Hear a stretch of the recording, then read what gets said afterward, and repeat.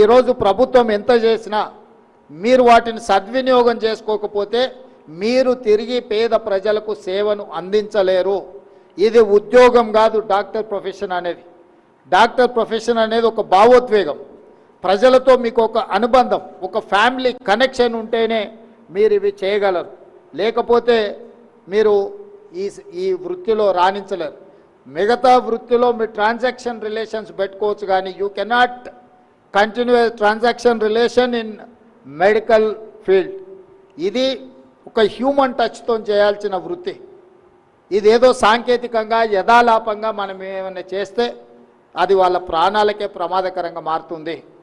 కాబట్టి మీరు అందరూ కూడా జీవితంలో చాలా భవిష్యత్తులో ఎదగాల్సిన వాళ్ళు.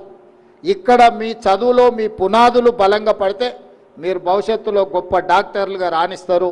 ఈ రాష్ట్రానికి, దేశానికి సేవలు అందిస్తారు.